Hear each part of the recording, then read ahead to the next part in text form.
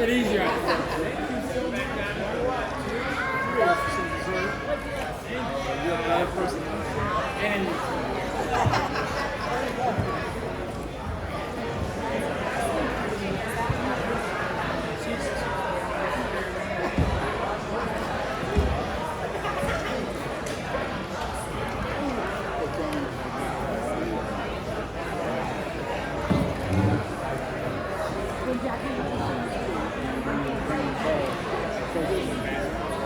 Good evening, everyone.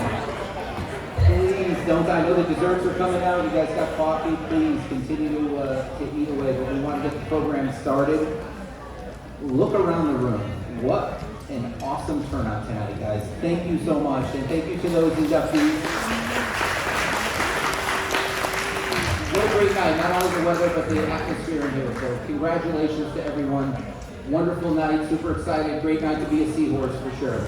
I'm going to turn this over to Huntley Gallagher, and he's going to take over.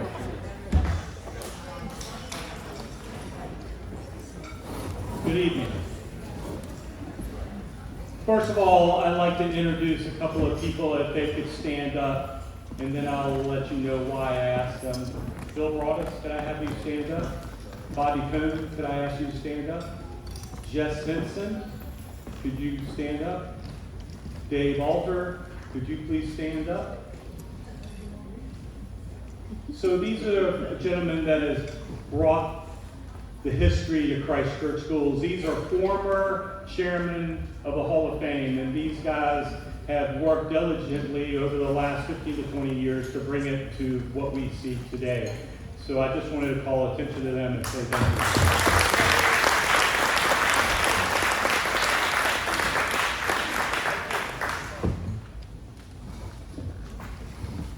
In 2002, the Christ Church School Athletic Hall of Fame Committee was founded by then current athletic director Ed Homer, who spent 1 year of research and formed the first Hall of Fame committee and inducted its first induction class in the fall of 2003. And just make a note, I made one of those gentlemen who was the first chairman is Dave Alter, who stood up earlier, who worked side by side with Ed. It is noted that the Hall of Fame Committee chair was Dave Alter. Dave consistently was reliable and led measured patience and friendships in all situations. Dave continued to be a Seahorse and can be seen on the sideline in most football games and away games in his orange shirt. After the first induction class, 8 years later, in 2011, the Athletic Hall of Fame Committee decided that, and they deliberated for 2 years of the discussion of who else we should recognize and those people of lifetime achievement. In 2018, the Christ Church School approached the century mark with an embarkment of new process, recognizing the past and celebrating our alums. We have studied the impact of this community and the significant efforts involved with such an undertaking. We believe it is the program that builds a strong bond between the proud past of Christ Church and exciting future. The Hall of Fame Committee today has a running nomination list of now over 50 inductees. And we are continuing to look at each of those names and do the research for the possible induction. Since the Hall of Fame induction, there has been 43 individuals that have been, and 2 athletic teams that have been added to the athletic category of Hall of Fame. Plus tonight, we will add 2 more. In 2011, since 2011, we have inducted 23 individuals for lifetime achievement, and tonight we will add 3 individuals to the list. Christ Church School Hall of Fame goal is to celebrate the history and accomplishments.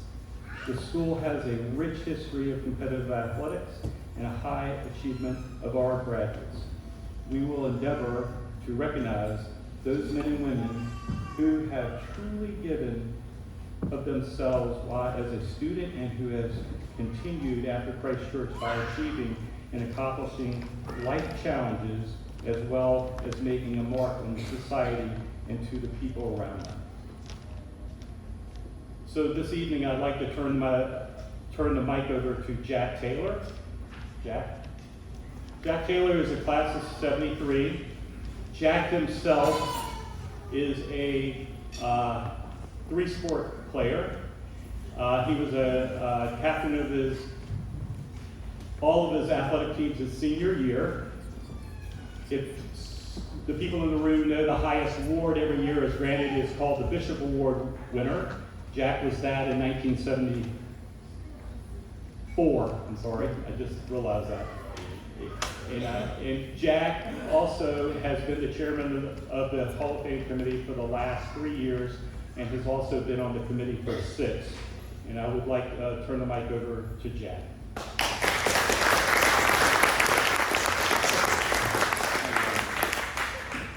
I have to convey or back on what Huntley just said. Thank you all for coming.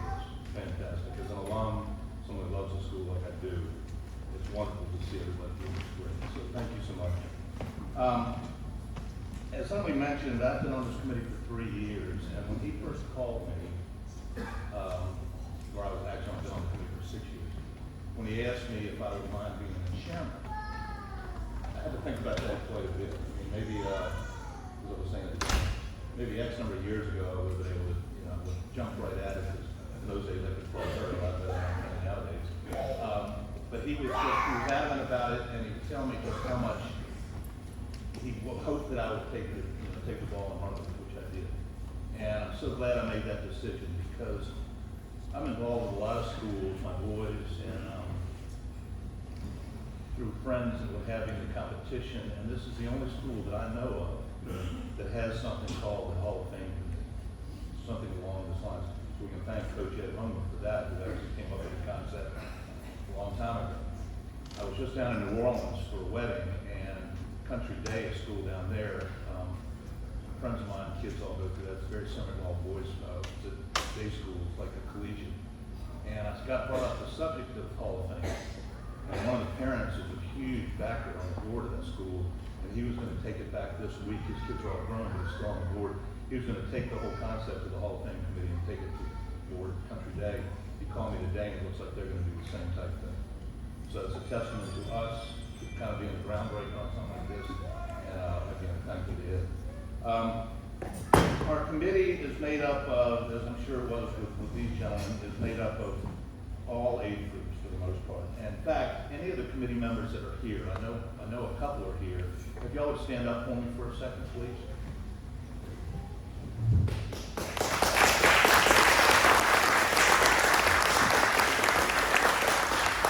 Thank you all. I mean, you've made my 3 years as the chair, and we've been through a lot. The whole COVID experience, et cetera. And these guys never had the opportunity to do Zoom calls like we've had to do. And even I, as technology challenges I have, got the hang of the Zoom calls. So thanks all of you all for doing that. As Huntley said, as we move forward, there are over 50 names that we have on the board right now to be nominated to join this illustrious group and receive the plaque and what have you. So again, that's a testament to how hard this committee works. And this is not a program that you just throw it against the wall and hope it sticks. A lot of time and energy is put into this. And again, I got to thank all of you guys who made my job a lot easier the last 3 years. I think that really, Huntley had mentioned guys like Mr. Cohn, Mr. Broadus, Mr. Williams, women that I all met when I first got years and years ago. I don't mean to age you guys, but I met you guys. No, you're still bouncing. But they, I learned so much from them on the love for school. Here they are sitting here now. And again, I think that's what this Hall of Fame committee is all about. And that's why I think we're going to see more schools take advantage of something like this. And again, I can thank some of these groundbreakers.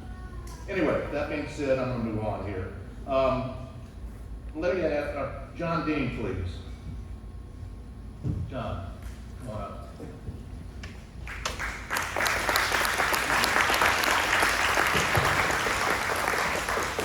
John will be our first presenter tonight. So I'm going to let him have the honors here. Get that this way. And I'm sure I'll talk to you all of it later.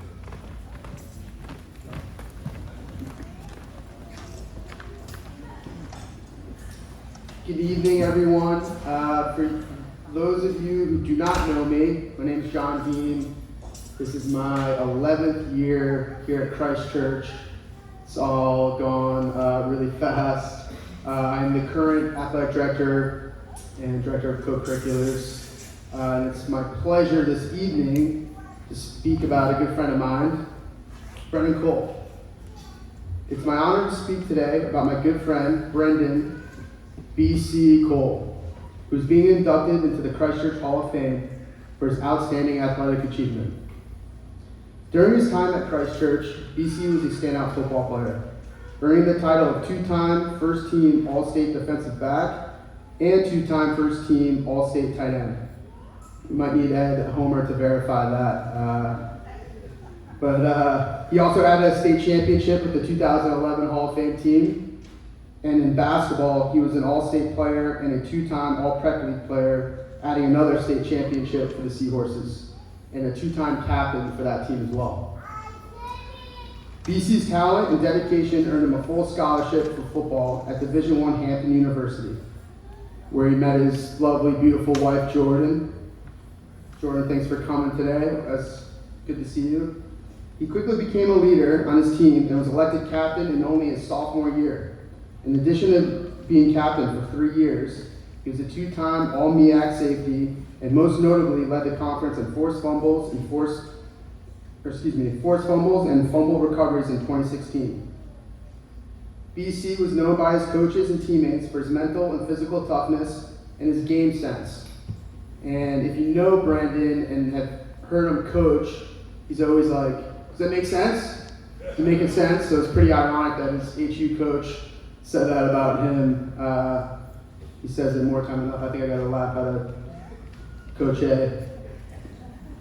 After graduating from Hampton, BC worked for the Carolina Panthers before returning back to Christ Church as an assistant AD, assistant football coach under Ed Homer, and the head boys basketball coach.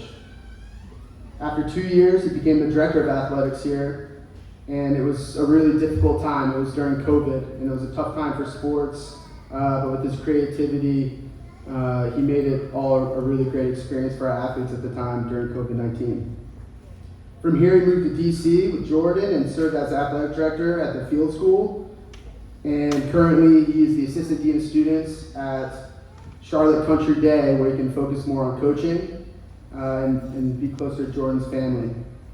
For all the coaches in the room, you see Coach Wade, Coach Crawford over there, obviously Brendan, Wallace, Coach Homer. Right, the pressure that we feel it's all just pressure we put on ourselves. There's a saying in the coaching world that pressure is only for surgeons and soldiers.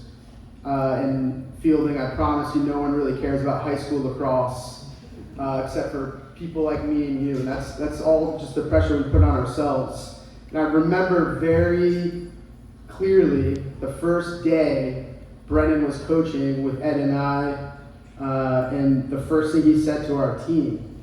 And what he said was, who you are as a teammate is a direct reflection of who you are as a person.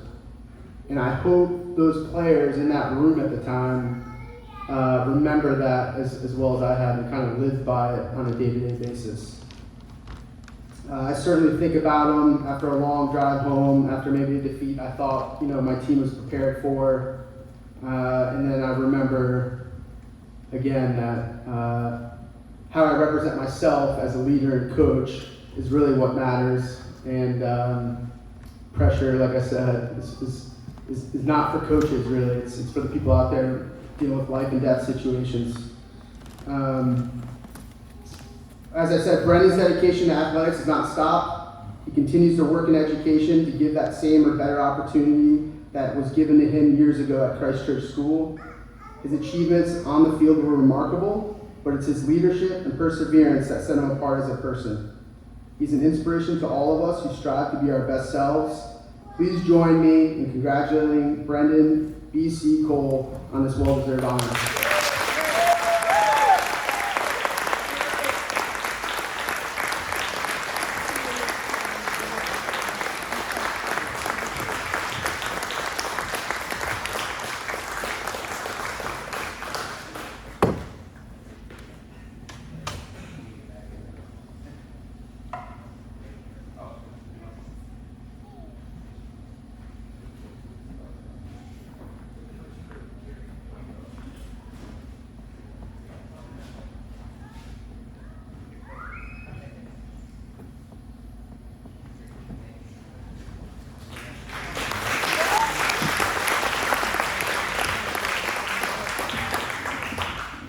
Setting the tone, so I'll be quick for Huntley, so everybody knows that follows suit after me. First, I want to thank my wife, Joy Lundy Cole, and my family, my parents, my friends, John Dean. I really appreciate it, and just most of all, I want to thank Coach Homer, even more than him, Mrs. Homer. So one thing I will say, shout out to Mrs. Homer. One thing I will say that was very unique about my Christ Church experience, that I didn't even know at the time, but I reflect on all the time. It speaks to a lot of what John was saying was, I learned what mental health meant at Christ Church, right? Mental health is not mental happiness. I think people confuse the two. Mental health does not mean you're happy all the time, right? Mental health is learning how you'll be happy sometimes, you'll be sad sometimes, and sometimes you're right there, right? It's just like any other form of health. You eat healthy, you eat unhealthy, but you balance it. And so at Christ Church, I really learned how to balance what that meant. You know, when I had to go on hall and do study halls, or when we won a state championship, or when I didn't think I'd get the SAT score I needed. I really learned how to balance my mental healthiness. So I will always attest that to Christ Church. I think it's made me the man I am today, and I appreciate that. And thank you all for coming out.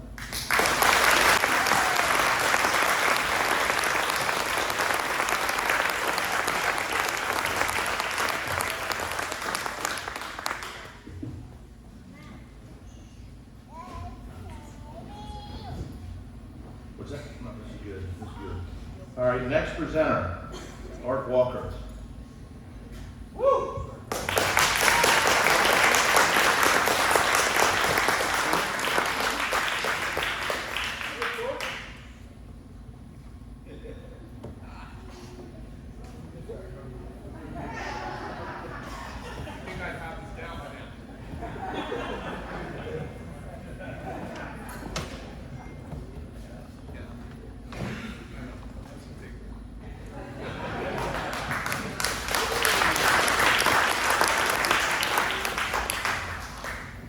Art is the father of a young man, Dion Walker. I don't know if y'all remember Dion or not, back in the class of 08, out there on the gridiron, heck of a ball player.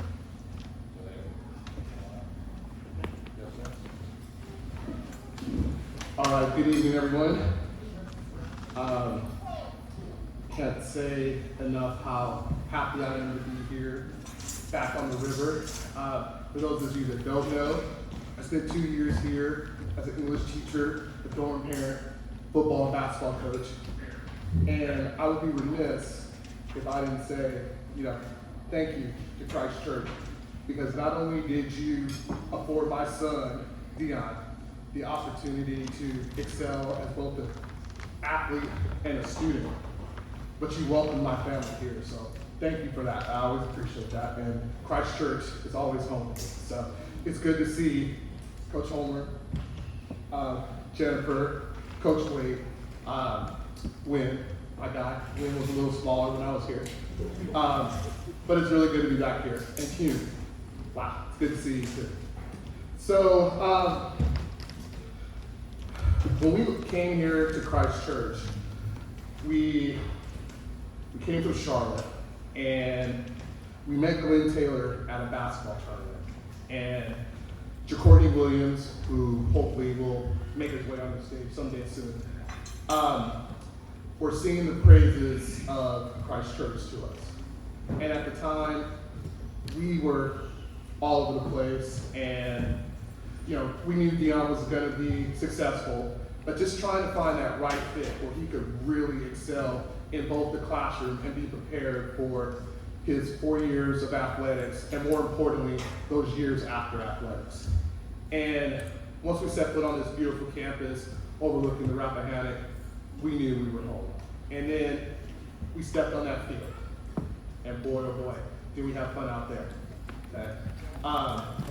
Brendan, I'm glad that you guys finally won that championship for us. We were so close, so many times, But it was really a pleasure to coach Dion. Not many of us, Ed had a chance to coach Wynn, so that's a special connection that you have. As offensive coordinator, there were many times when Dion and I were arguing over calling plays, and he'd change a play. And it just pissed me off, right? But 9 times out of 10, he actually made the right call. So it was no surprise that Dion went on to have a very successful career here in football, basketball, and track and field. And then came the helicopters. Okay. If you don't know what that is, Coach Homer and I can share you about that. Dion was the one that brought coaches in that landed on the field for helicopters. I think Coach Meyer came by when he was in Florida, Coach Fulmer. We got a chance to shoot baskets in the gym with Pete Carroll. So Dion really did a lot to continue the excellence of athletics here at Christ Church. But more importantly, he took from it the education, the dedication to doing things the right way, and took that on to play football for 4 years at the University of Notre Dame. And not many people get the chance to wear that gold helmet, but he wore it proudly. And I can't tell you how proud I am that he actually chose Notre Dame. He could have went anywhere in the country, but he decided to go to Notre Dame simply because they asked him and told him that, hey, you need to get 10 points on your SAT. And that really meant a lot to him because they knew that they valued him not only as a football player, but as a person. So after his 4 years there, he went on and played a year at the University of Massachusetts and did really well there as well. But more importantly, I think Dion's biggest accomplishment is always staying true to himself. Okay? It wasn't easy for us while we were here. Academics weren't a priority for Dion, despite how much Coach Homer, Jennifer, Coach Waite there in the back, we all tried to get it, but he pushed through. And now he's working as a project manager for Ernst & Young in Chicago, and he's laughing because I always get that title wrong. But I guess his greatest accomplishment are my 2 beautiful grandkids there. So I'm so proud of them, and I love seeing their smile. But again, none of that would have happened if it wouldn't have started here on the river. So I'm super proud to induct my son, Dion Walker, into the Christ Church Hall of Fame.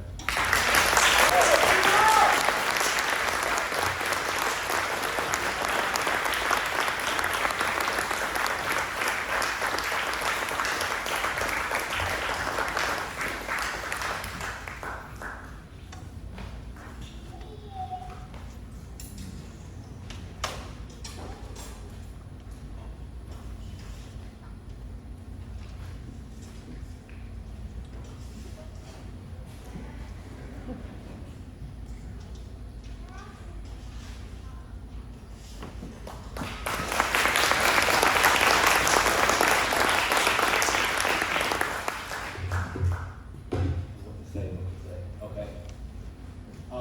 First and foremost, thank you for everyone who's here. I'm super grateful for this opportunity. A special thanks to Coach Homer.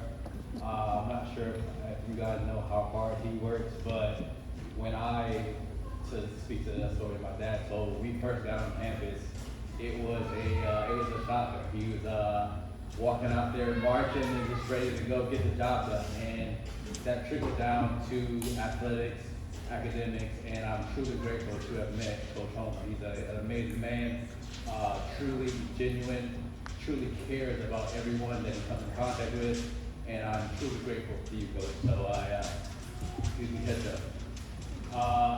My time here at Christ Church has been, man, I can't put it into words how grateful I am. I remember going to Bishop Brown, hanging out with some buddies, people that I still keep in contact today, like Hugh, Lawrence Robinson, who's one of my good friends. We talk just about every other day. Special thanks to Courtney for making that phone call to get me out here to Christ Church. Nick Kyle, we still see each other, talk to each other quite a bit. Erica, the list can go on. But most importantly, I just want to say thank you to everyone for this opportunity. I'm truly grateful. Christ Church set me on the track to be the man that I am today, and I wouldn't make any changes, and I'm so grateful for everyone. Thank you.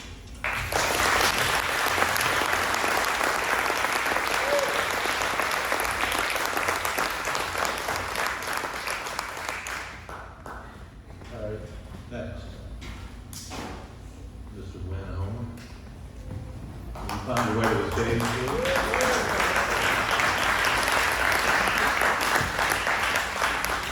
And I'm going to introduce Wynn as the son of Jennifer and Ed Homer.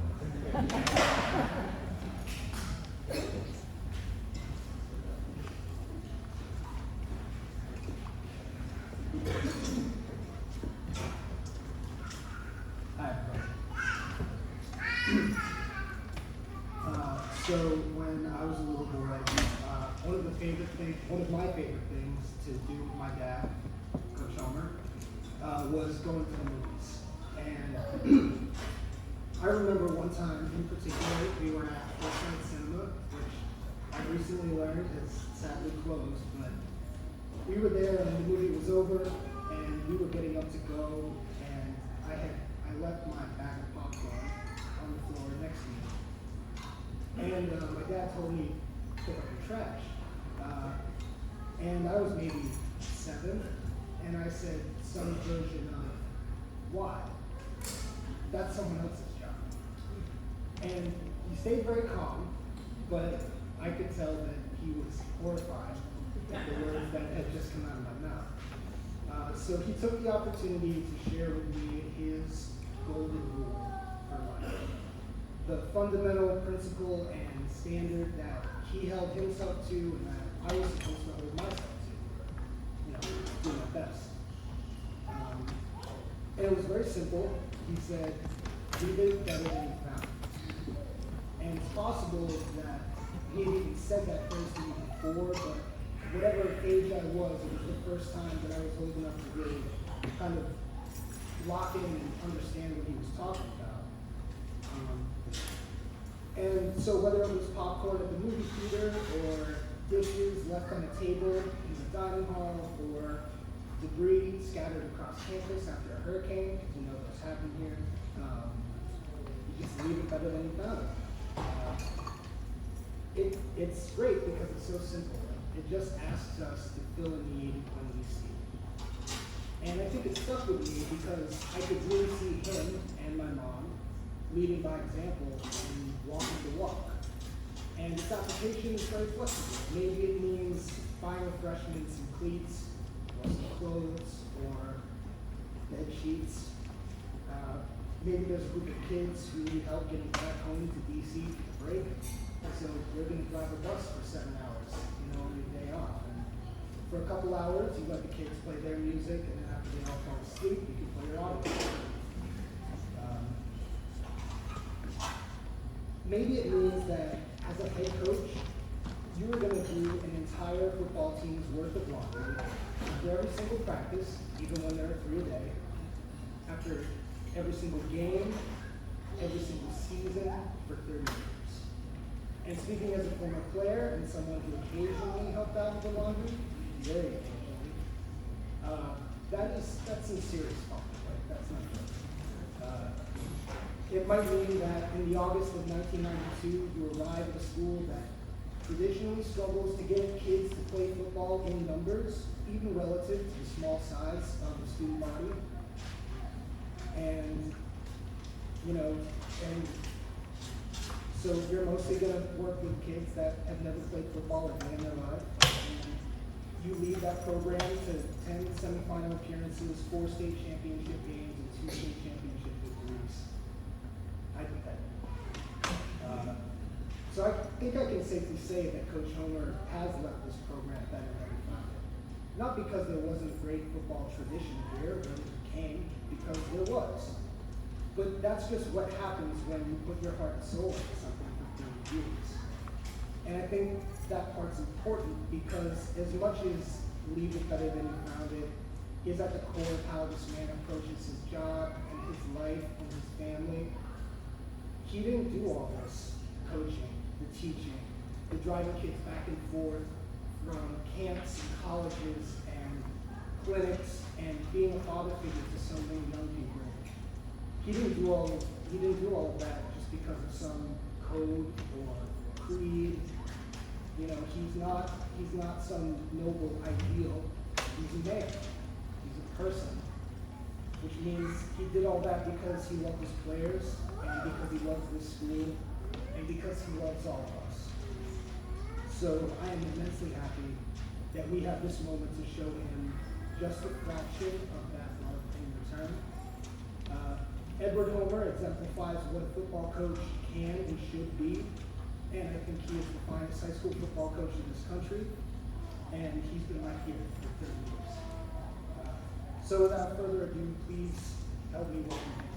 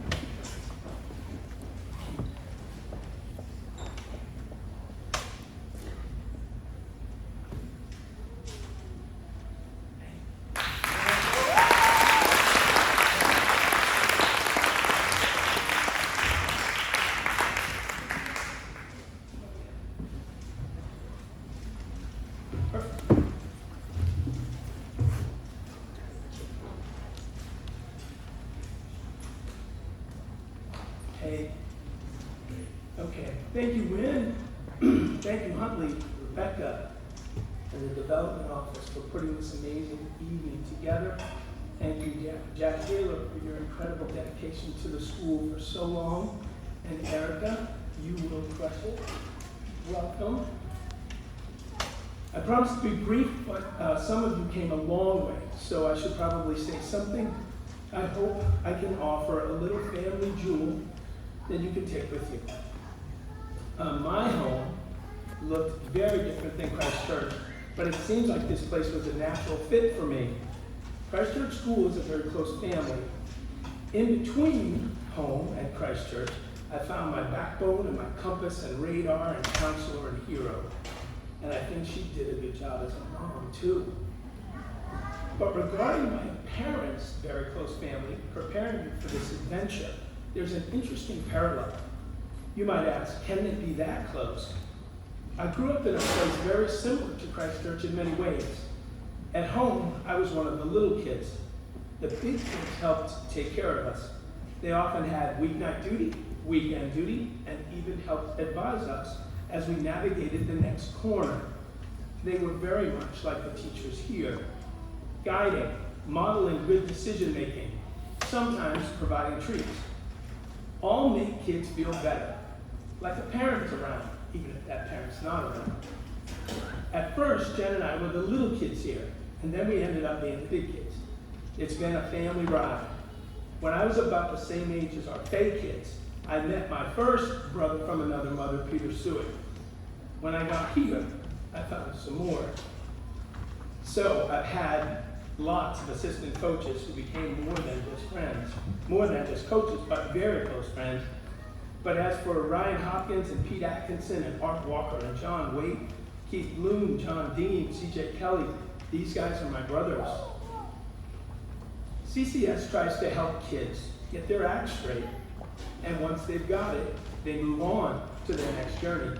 And and then sometimes they visit just once in a while. And as much as I would like to say I really showed the necessary gratitude to my big brothers and sisters, like many CCS kids, I just left for my next chapter. When we do get up there to visit, it's great, but it's short. And when our alums come back to visit, they reminisce and then they're gone. I arrived here years ago, curious and energetic, but overconfident and clueless. But I had new big brothers and sisters, just like at home, and they helped me in ways I couldn't understand at the time. Jen and I found great mentors here, like Bob and Barbie Phipps, and Cliff and Muffin Asbury, and others. Now, names like Parsons and Piles and Smith and Cola, they're in my family, probably due to our closeness in age and the number of years we've spent together. I'd say that Huntley Gallagher is the most important of my big brothers. He and Julie have been so generous to us.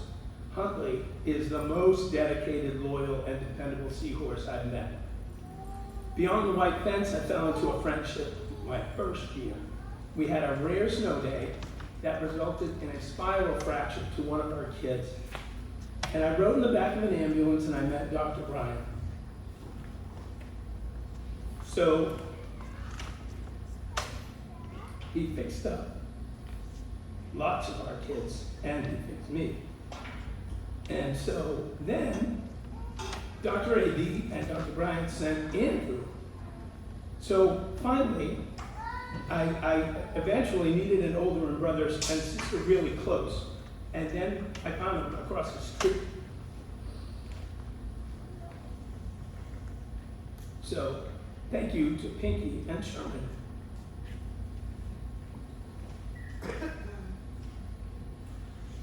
I love being a football coach here.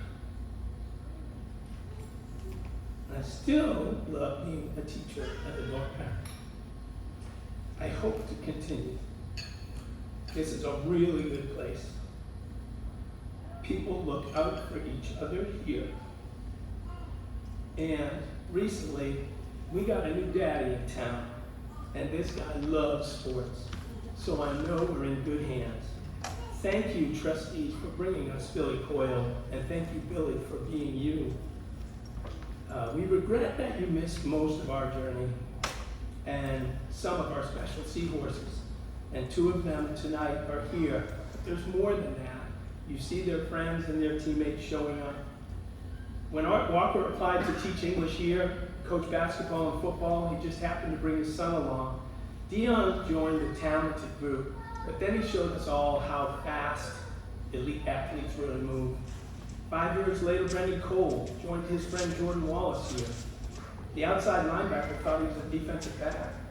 And so the huge, fast guy ended up helping us and our 2011 crew to go 10-0 and win our first state title. The superstar college safety somehow ended up back here to help us guide more young kids. I really do believe in the CCS family. Somebody is always picking somebody up. Trading plans and duty nights, so someone's always watching the little kids, like our big kids did back home. This fall has been strange and fun. About 60 of my kids went on to join college programs.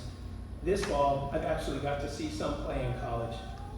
Soon, I'll see the tight end at Iowa play in his final college game, or at least regular season, after I saw him play in every high school football game. I'm blessed to have Sam Farnham and Delvon Mitchell from the class of '98 here tonight. But when Sam showed up with his wife and son on our first day of school, I was so proud.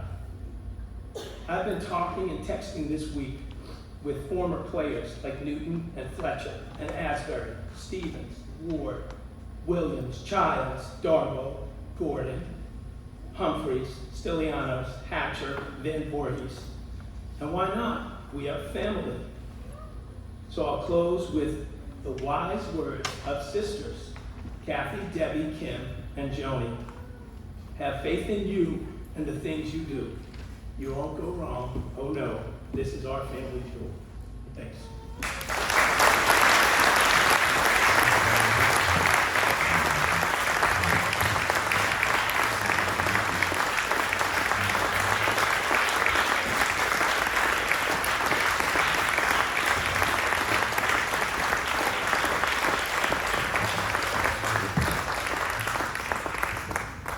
Thank you, Coach. Real quick before I do the next presenter, I've said this before, and I said something to John here a while ago, and it's the Del Wine. Back in 1973, I was a quarterback for the football team here out there on the field. We didn't win a game. We gave everything we had. We played the big guys. I can only dream, 45 years later, what it would have been like to have these guys out on that field with me. So vicariously, I watch them come up here and think, oh my God, if only I had Coach Homer, right, all these gentlemen, we would have shown the Prep League what we were all about. We never gave up. So anyway, thank you, Ed. That was fantastic. Next is class of 61. Classmate and lifelong friend of Nelson Williams. Bill Broaddus, please come on up.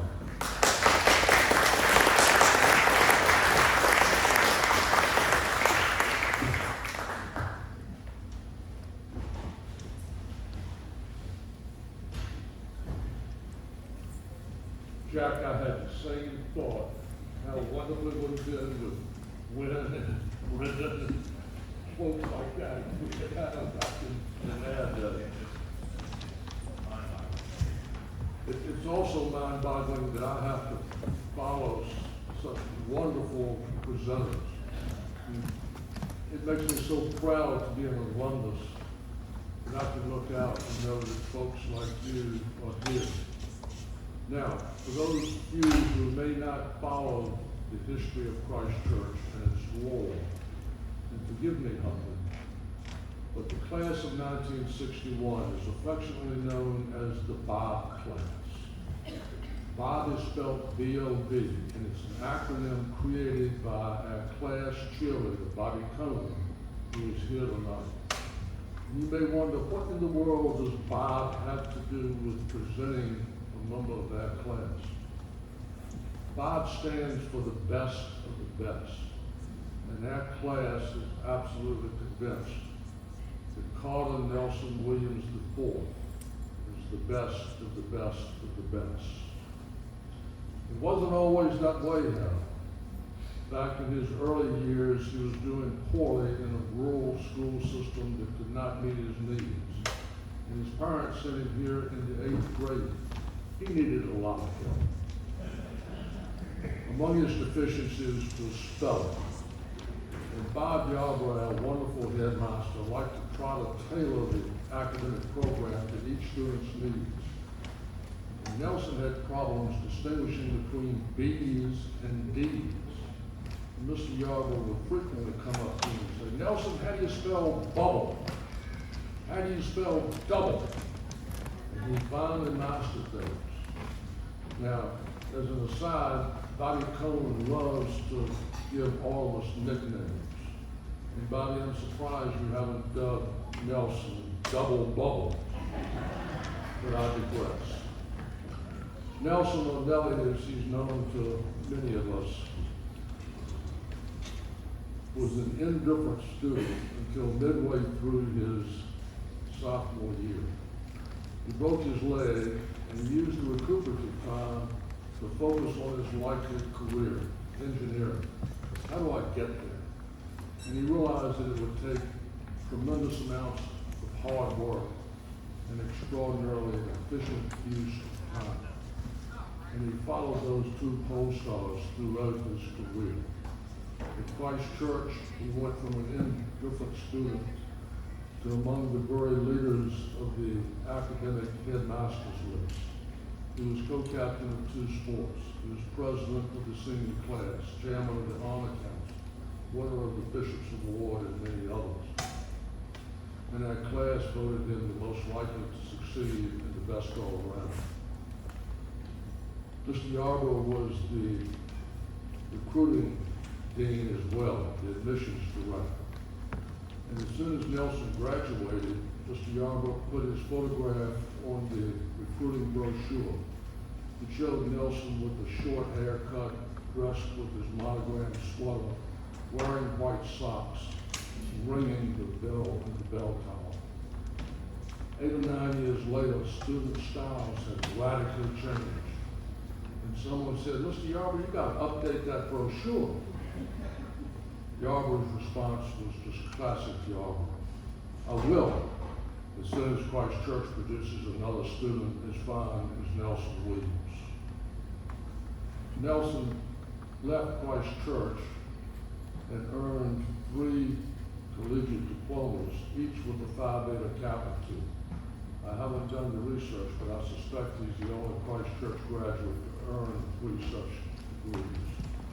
Now, I go into this background not because this is why he's being inducted, but to let you know that very early on, he set his art at a very high plane, and he worked diligently throughout his life to achieve it. Following his master's at Georgia Tech, Nelson started practicing structural engineering in Richmond, and after a few years with several of his friends set up his own firm. He quickly became the go-to guy in Richmond for all tough structural engineering problems. And if you look at the Richmond landscape, all buildings built after 1970, you can rest assured that they're based on foundations with structural bones designed by Nelson Williams. Nelson's work wasn't limited to Richmond and Central Virginia, however. He was even retained, for example, by the United States Navy to do substantial work on the Mediterranean sea bases that housed their ships. Nelson also meets another criteria that I think should be an important ingredient of every member inducted into the Hall of Fame. His relationship with Christ Church has remained so strong through the years. He has been a member of a number of alumni committees. The building we're in now was renovated, as was Bishop Brown, and the structural engineering was done by Nelson Williams. The Lewis Puller Science Building was designed by Nelson Williams. The addition to Yarborough Gymnasium was designed by Nelson Williams. And what did he charge for all of that work? Not one dime. He donated that work to his alma mater because of his love for Christ Church. When he retired from his firm, his partners wanted to give him a big gift. Nelson deserved. Make a contribution to Christ Church. That's much more important to me. Nelson has also done yeoman's work in many other quiet, behind-the-scenes ways. He tutored economically disadvantaged youth over many, many years in the inner city portion of Richmond. He has dedicated countless hours to difficult functions involving his church. In recent years, Nelson has had some serious health issues, but he has confronted them with the same fierce determination and grace that has marked his life's work. Now, Nelson, I think, would be the first to tell you that he hasn't accomplished all of this by himself. And that's certainly true, Nelson. He's been married for over 55 years to his lovely bride, me, and she has been providing a constant source of encouragement, support, and love that has meant so much to Nelson as well as to his many friends. They have 2 remarkable children, Beverly, who is here tonight, and my godson, Preston, who is here tonight, with a number of the grandchildren. So it gives me tremendous joy and happiness to present my dear, dear lifelong friend, the best of the best of the best, Carter Nelson Williams IV, class of 1961.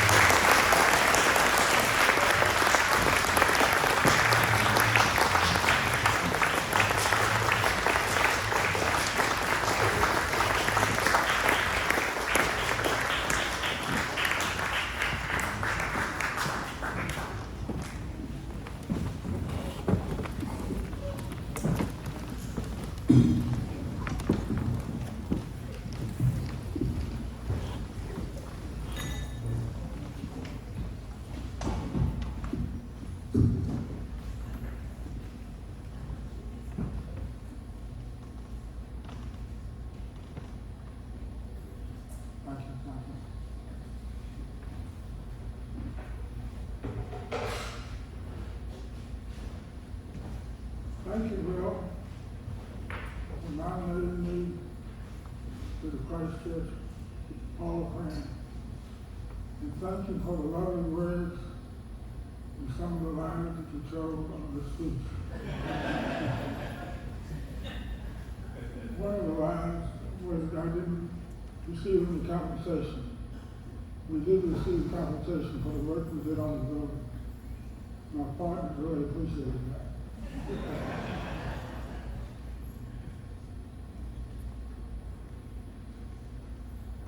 Bobby, thank you for supporting my nomination, and thank you for all the years of friendship we've had. And recently, I thank you for your patience with my walking and my bike ride. It has been hard. But I normally keep the cane with me at all times. This won't be long. I'm delighted and humbled to be inducted into the Hall of Fame. To all who wrote letters and supported my nomination, I thank you. To Jack Taylor,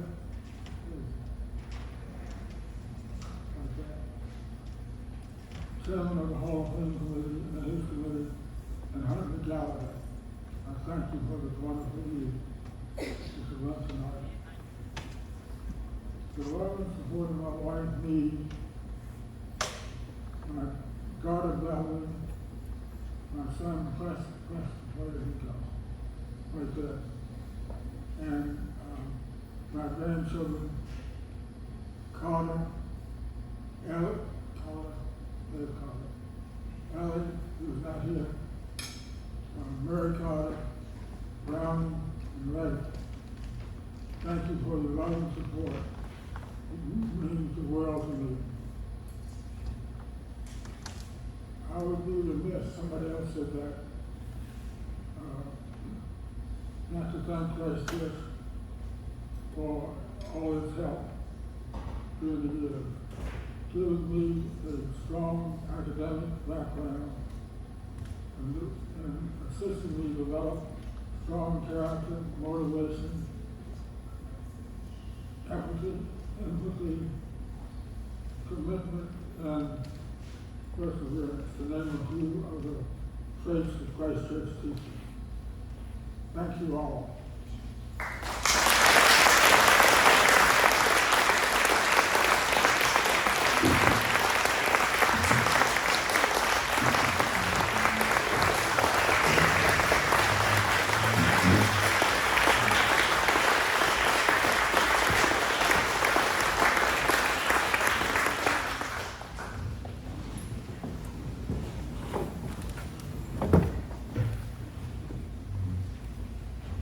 Okay. Thank you. Again, well deserved.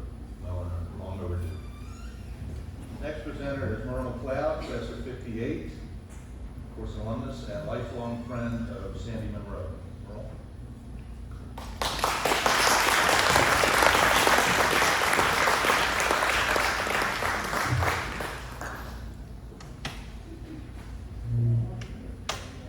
Oh, you look at the art. You want me to help you up or something? Sure, absolutely.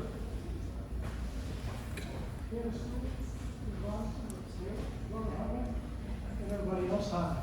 I'm Earl McClellan, class of 58. Cindy and I met on the third floor shorty on the Bishop Allen dormitory. We've been friends ever since. Testimony to the community in this Christ Church school. Cindy's commitment to community was a signal characteristic of his life. He taught me by example how to be a friend.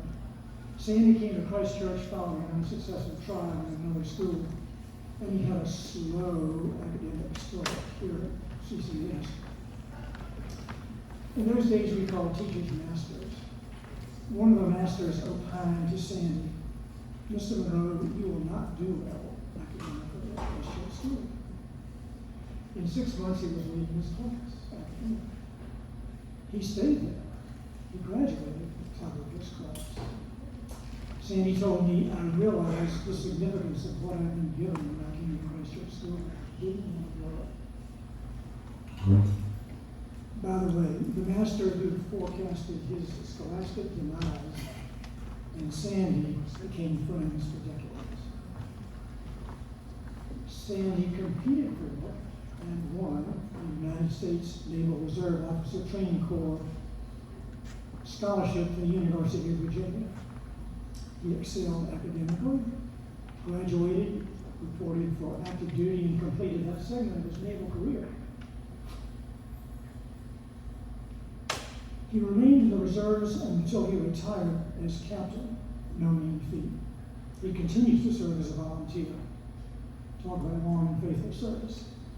After his active duty, he went to William and Mary, where he picked up a master's in business, and he joined the city of Richmond for a career. Sandy did a lot of good things at the city of Richmond, but the one I like the most is he created an empathetic office of citizens assistance, a community within a community. Residents were given access to a heart within the bureaucracy of the city, and Sandy was that heart. He had knee surgery. Things did not go well. Sandy endured prolonged confinement. His book, entitled In Service to Their Country, Christ Church School and the American Uniformed Services, came into being. When this book was published, a community of veterans within the greater community of Christ Church School was opened to the world. I got what I think is an engaging story to help make my point. Recently, the school and Sandy were in communication with a chap from England who was serving as a scrivener for an elderly friend of his. That friend was 6 years old on the 11th of July, 1944, when a B-24 bomber returning from a raid on the rail yards near Munich crash-landed in the fields behind their farmhouse in southeast England near the coast. The boy and his family gathered up the dazed crew, took him inside, gave him potato and leek soup and fresh baked bread. The pilot was a young 24-year-old from Richmond, Virginia, Malchus Horton. Guess where he went to high school? CCS, class of 39. Sandy and his tone have added to the richness of the ever-forming, magnificent spiritual mosaic that is Christ Church School. Some things we need to know. In the United States Navy, ship-to-ship communication can occur via signal flags. When we see the flag representing the letter B as in Bravo, flying along with the flag representing the letter Z as in Zulu, we know it sends the message. Congratulations, job well done.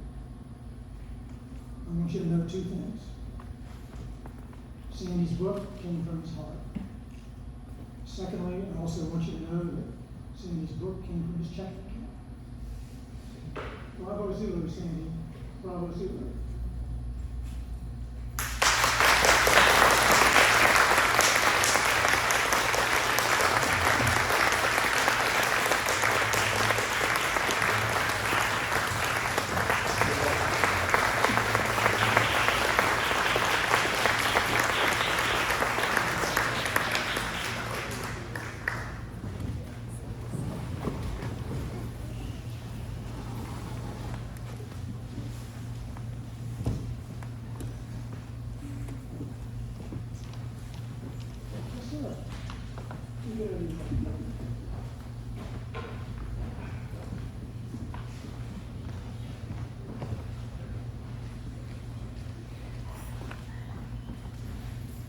I wish to use my remarks this evening to give credit to what credit is due.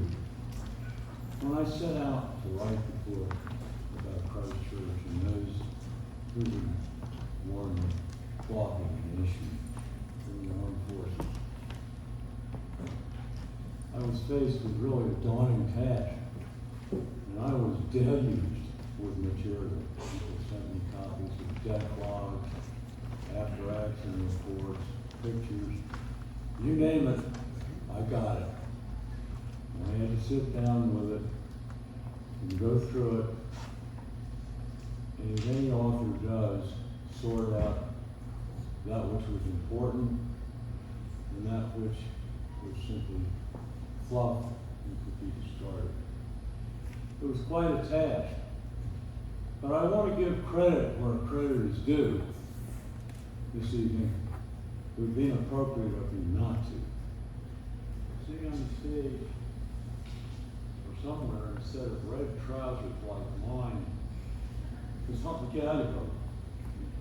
And I can say without any question or reservation at all, had it not been for Huntley, Christ Church School, and the history of its people, its families who have served in the armed forces, would never have been written. Huntley, thank you.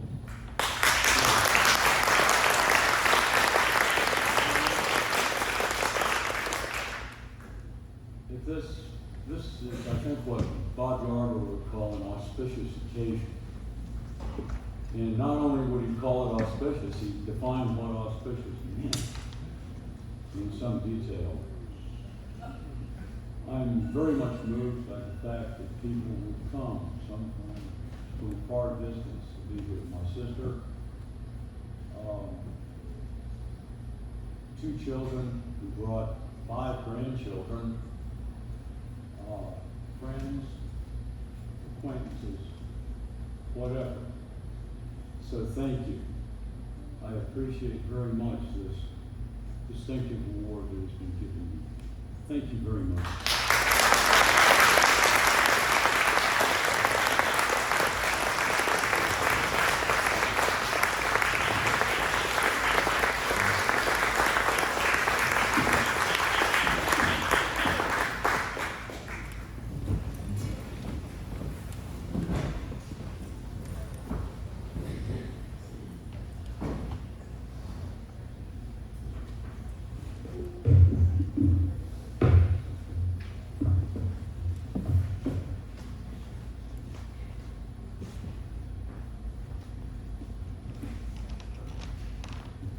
Hey, thank you all. I know this has been a long night, and Huntley does a great job of putting the program together, and then there's a couple of things that are off script. So we're gonna have a little bit extra here that Mr. Jack Taylor may not know is happening.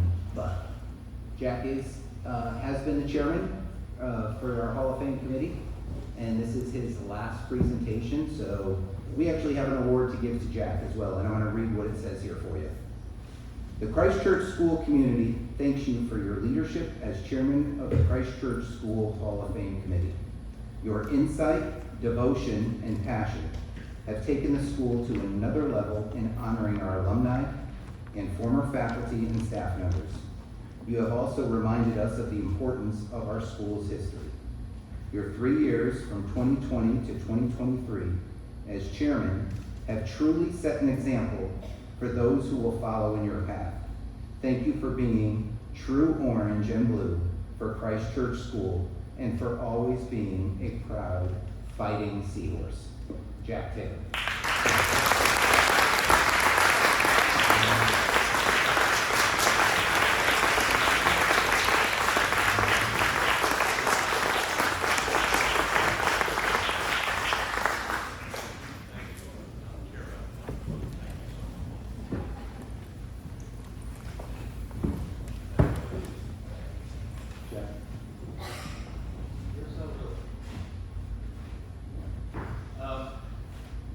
Real quick, so I know everybody wants to get out of here, including me.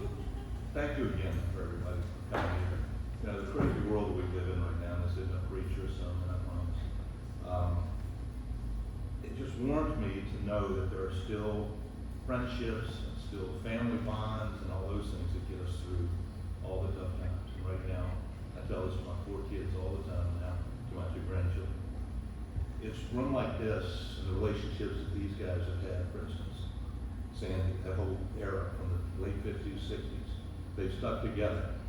I've been to so many of my kids' weddings over the last couple of years, and I tell all their groomsmen or bridesmaids the same thing.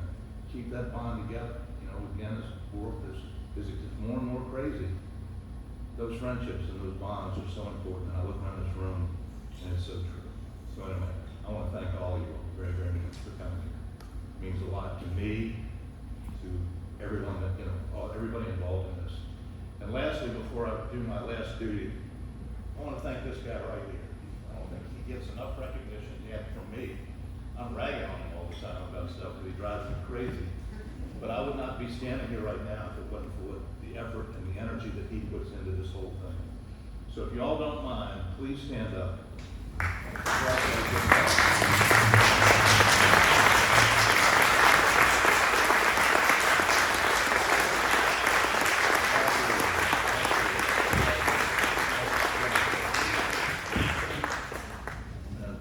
serious. All right, last but not least, after 3 years of lots of lunches and lots of trips and lots of Zoom calls, there's been some aggravation, but that's what a board's all about. It's been wonderful. I've loved every minute of it, but it's time to move on. And as we move into the next 100 years, I guess, is what I should call it. As we move into the next 100 years, it's real important that this gavel be turned over to someone who I think is going to, well, I know, do a marvelous job and moving us forward. Erica Robinson, please stand up.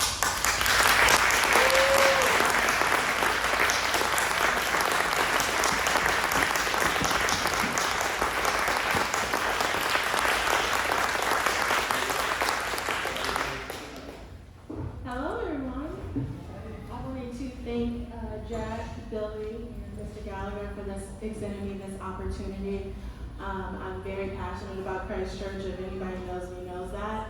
And I look forward to taking the Hall of Fame committee to the next level. So if you would like to be a part of it, or you know someone who should be inducted, please let us know. And I wish everyone a well night. Thank you.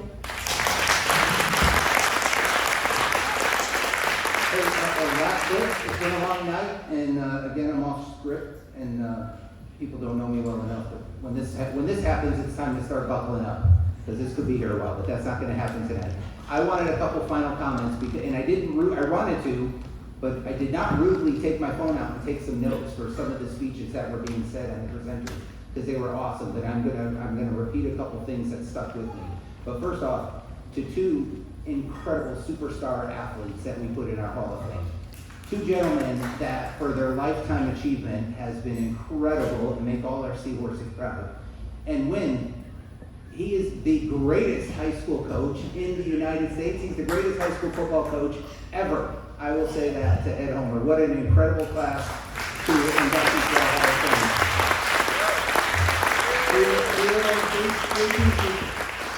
That stuck with me, and I hope I don't get emotional here. And one of them, the first one comes with a wink, because when I was listening to Bill Broaddus talk, and he talked about Nelson's firm, and he said, make a gift to Christ Church.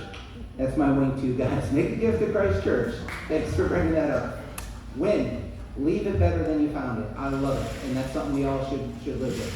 But the one point that stuck with me hard was from Mr. Walker, when he talked about coming here and he came home. So to all of our alumni, welcome home. You guys are home. To all of our Christ Church community, welcome home. We're glad you're here. Have a good night. Thank you.